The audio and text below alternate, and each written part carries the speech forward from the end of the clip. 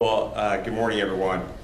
Just before I start, I live by a high school, and so every morning when I leave my neighborhood, I see all the high school kids walking to school, and I can't help but think of Alex Vargas, and I know his mom thinks about him every single day, and I know our detectives have thought about him every single day.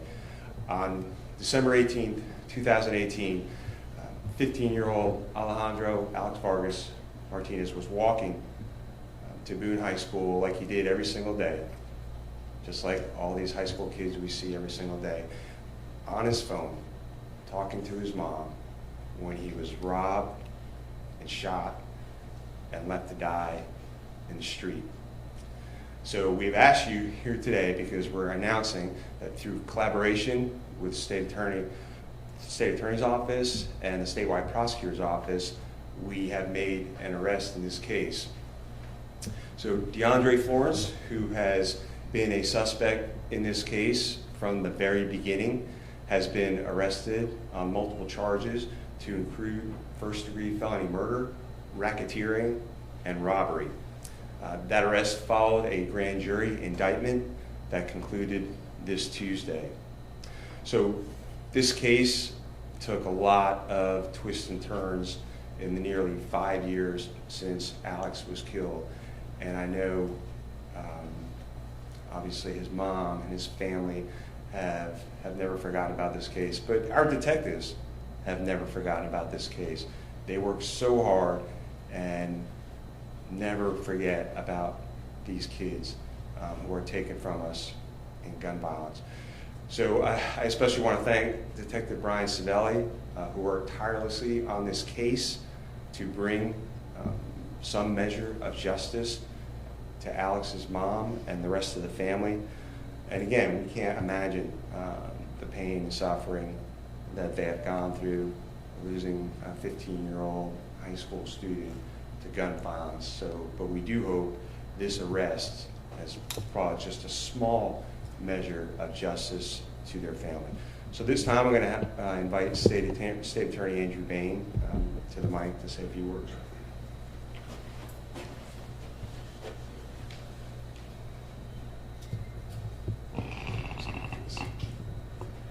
Good morning, everyone, and happy Veterans Day to all the veterans out there. Today, we are finally on a pathway to justice for Alex. After the grand jury returned a first-degree murder indictment against DeAndre Florence. My office stands united with the Sheriff's Office and the Attorney General's Office in holding Mr. Florence accountable for this tragic incident. Alex was only 15 years old. He was a son, a sibling, a bright student with a bright future, and his life was innocently cut down by gun violence. Alex's family deserves justice.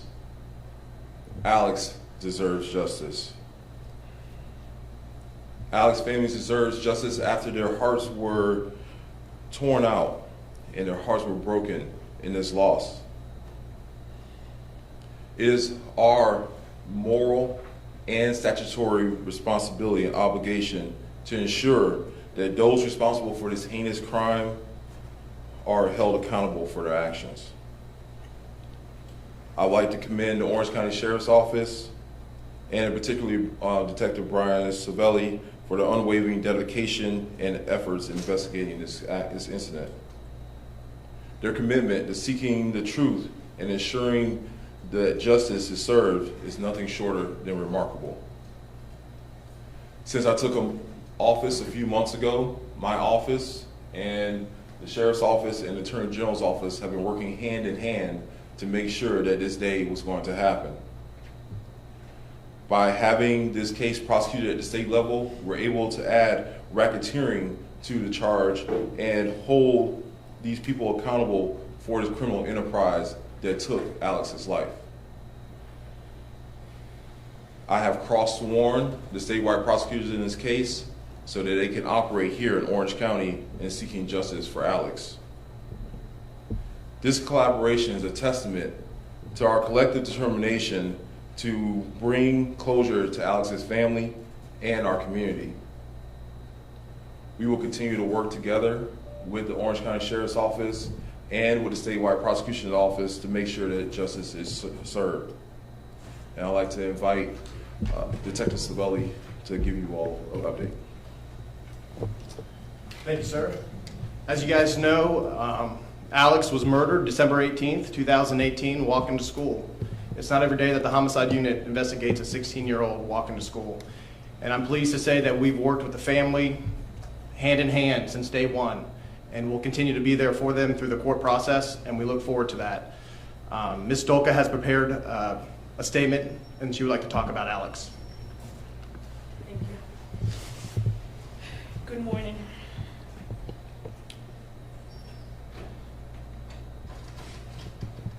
First thing first, to God be the glory. Without him, nothing is possible. These 5 years has been very hard for us. We think about Ale every single day. We talk about Ale every single day. There's not one day that passed that we don't mention Ale in our house. Losing a loved one is very painful, extremely painful, especially the way we lost Ale. They say that time heals, but to be honest, it does not. It's just a patch to a broken heart. We just have to live with it. We never lost faith that this day was going to arrive. We know that the truth is more powerful than anything, and we know that justice was on its way to be served. Thank you, Sheriff Mina and Detective Savelli, for not giving up on us and not giving up on Alice in this case. We look forward to be there throughout the process. Thank you.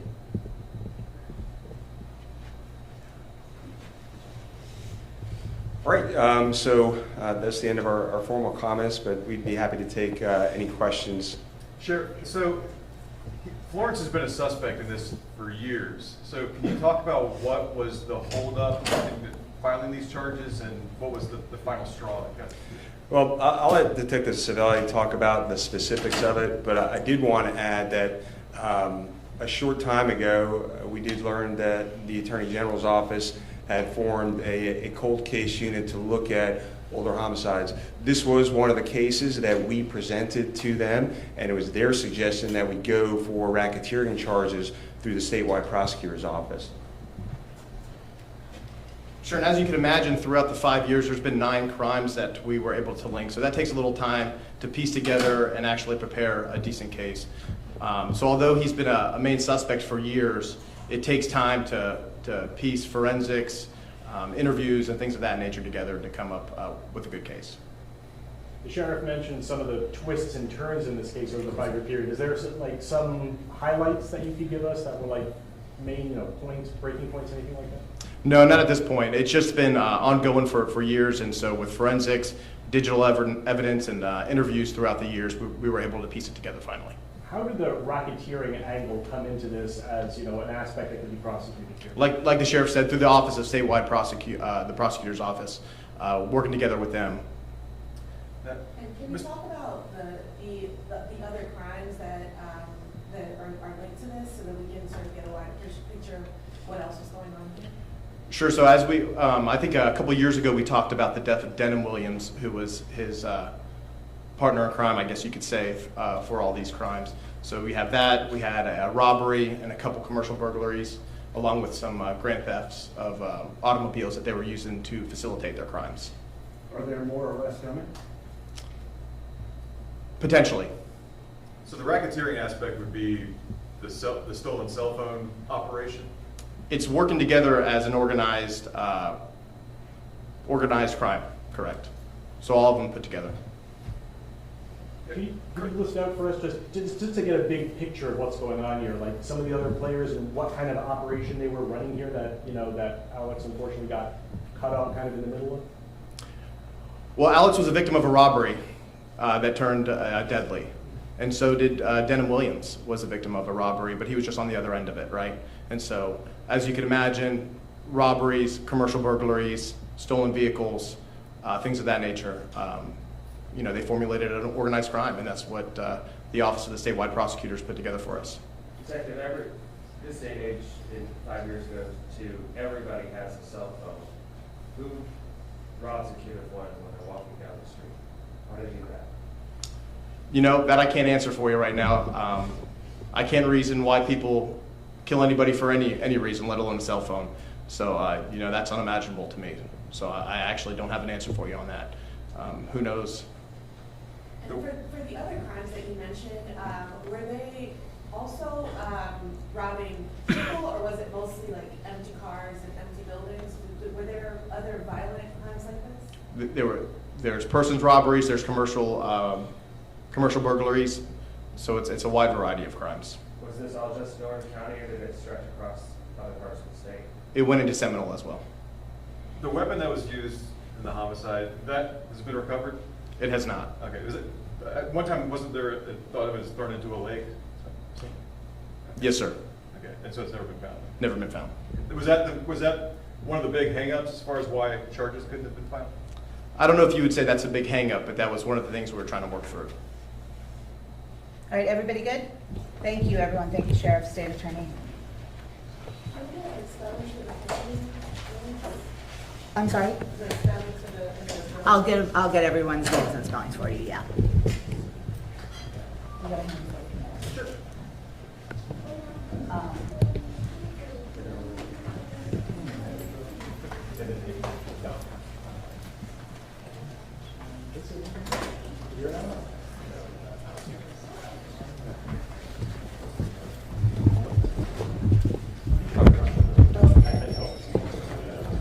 Is everybody ready for spelling?